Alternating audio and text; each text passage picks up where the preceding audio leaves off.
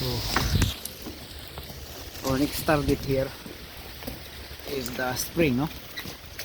So yung kanyang spring bumigay, kita nyo, broken torsion spring, as you can see here, broken torsion spring, and then we have to change the spring, and then beforehand need the WD-40 here, and the strut is on the top, most likely will located around here. So if we try to open this up, you will see down there, no, this is absolutely serious because the mount strap is located in here. So the plan is we need to remove the speaker to get into the system. So removing the top mount of M4 series BMW 2010 is locally you have to have this thing here. Okay, this is kind of scraper or whatever it is, and then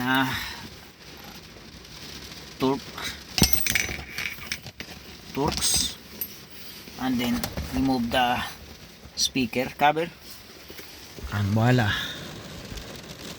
So there are 3 nuts that holds the shock absorber in there, that the strut. So there are 3 nuts that it's holding, and of course before going in you have to not disconnect, actually not necessary disconnect the speaker. You just walk it on the side, and then the foam, just push it on the side as well, the foam, and then voila. So that's how you, instead of removing this whole thing, you have to remove the speaker instead, and that is, you can gain access on the inside. The 3 nuts in here, I think that's 13 mil nut. But before removing this 3 nuts here that's holding the shock absorber, you need to remove the bottom part, the bolt. The bolt has to release the tension, so this shock absorber can hang out, and it will not damage on the bolt on the underneath. So to gain access, no, hindi madali. You need like angle ratchet that's in here, and then kind of leverage. This is tubing, like this is 5 from the bike, and then kind of do like that.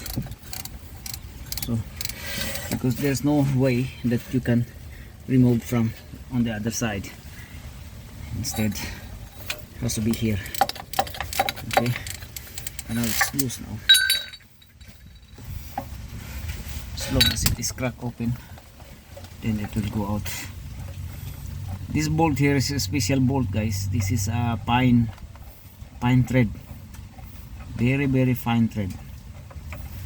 Pakita ko sa inyo. Oh yeah, pagtanggal natin dito.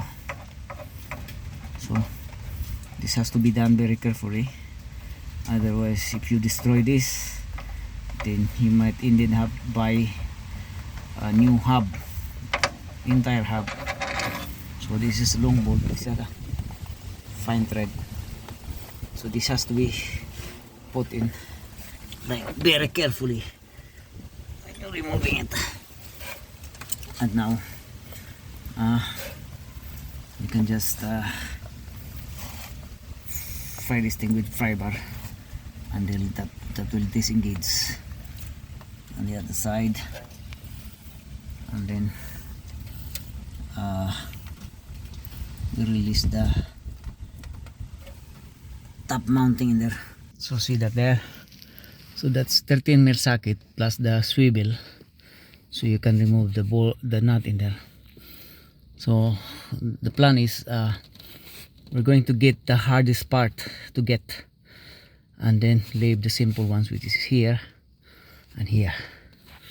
Yeah, okay, those three nuts there been removed. One thing, guys, you have to be careful on removing the nut. So once it is loose enough, just use by hand, otherwise the nut will go down anywhere, and it's very hard to get.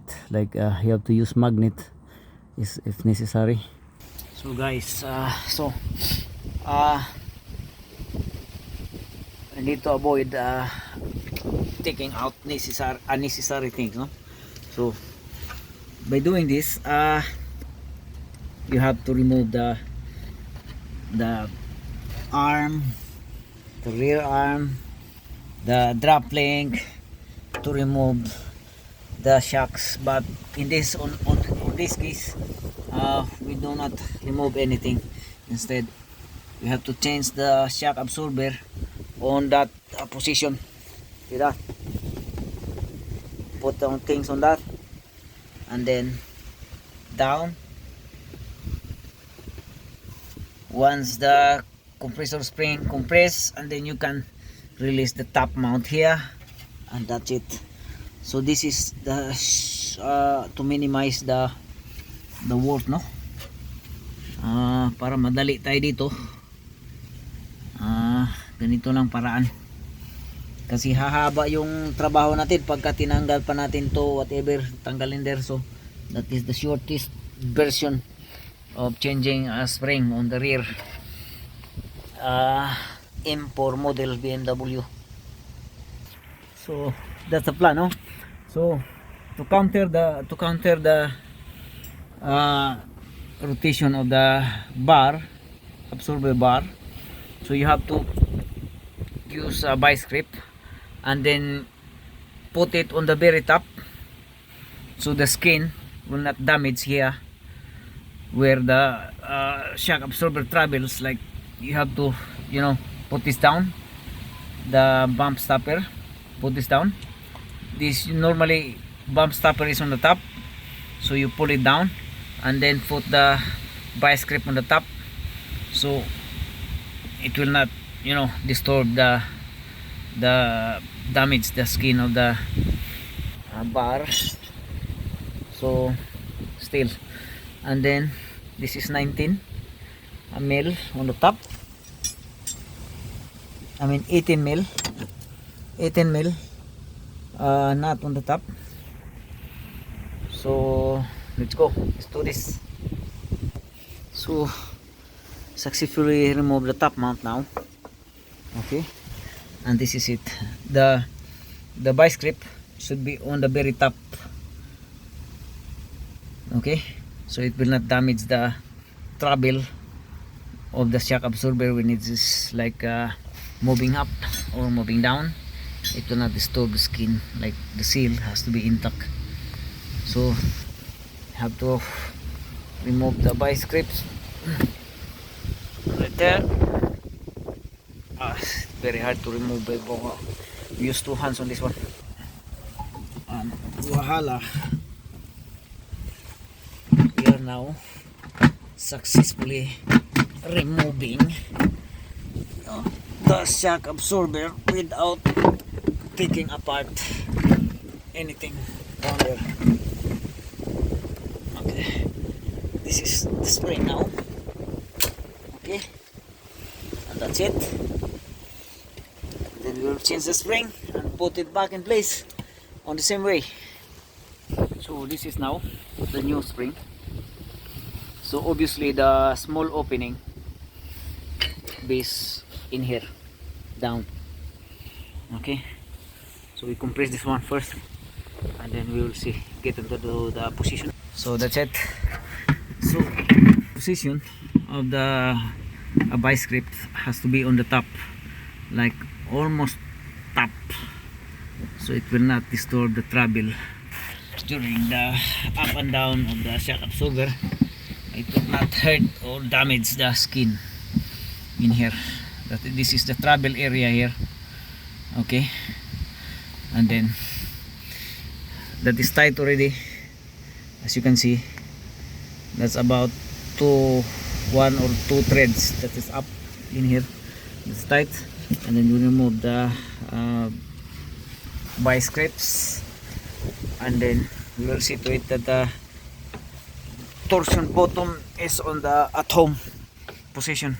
So this is, guys, no, this is about our channel here, creating new ideas, okay, that you couldn't find on the other channel.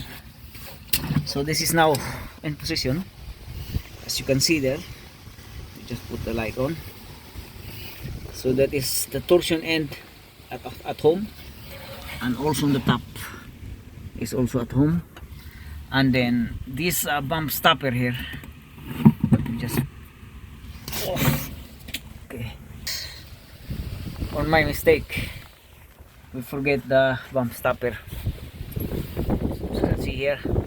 So we need to take it out again, and then put the bump stopper that was in here. It was misplaced, so that's why we need the good thing is this is the process that is in here, so we have to repeat the process again just because the bump stopper is not in. So this is kind of embarrassing, no? So don't forget, if you are doing this, so don't forget to put the bump stopper beforehand. But the process is still the same. Torsion spring in at home, and then on the top, and then we repeat it again. So that is, guys, the bump stopper is in. That's a very kind of embarrassing moment on my time, so sorry, but the good thing is we're done. So the torsion spring end is at home, and as well as on the other side, the down part is at home as well.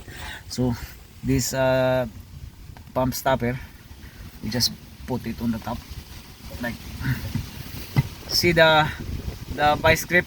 I put the vice grip in here, okay. So that's the safest part, that even if the skin damage, so it will not take a pick of the, you know, it will not destroy the trouble of the shock absorber, because it is on the top. Okay, and it is on the top now. The bump stopper is in, and then we put back in place. So the locator is in up there. So what we do, we just put that temporary, just pull up the system, and then we quickly put the 3 nut that holds the shock mounting on the top. See that? So this is 3 mount here. Okay, tight it by hand. It should be 3, otherwise it will what it is, not balance, no? So it should be in by 3, so that is tight now already. And then we put back the what it is, the foam that was in there.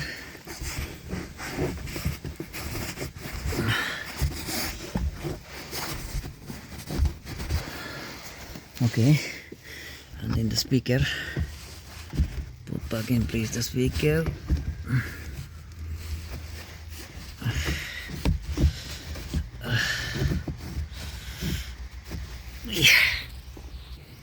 Speaker in, put back the cover. So that's the speaker cover on, and that's it. Put back the headrest. So all you need, guys, on the M4, removing or changing a spring or shocks, is you need the trim remover, and then torques, and then swivel, and then number 13 socket, and a ratchet. Just put it on the top, and that's it.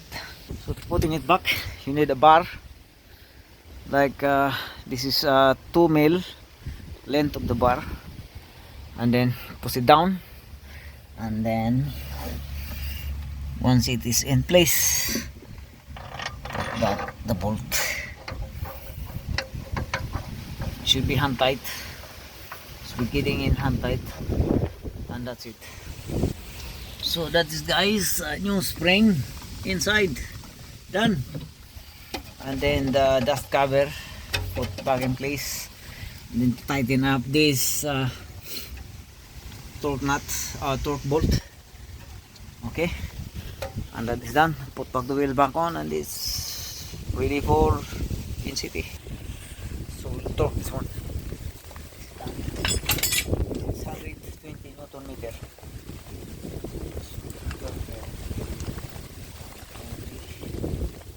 So 120 Newton meter, guys. Torque.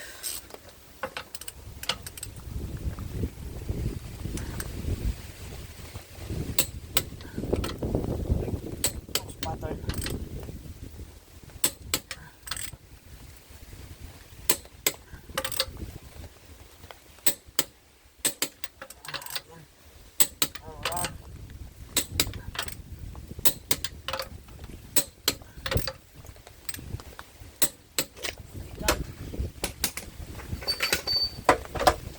City.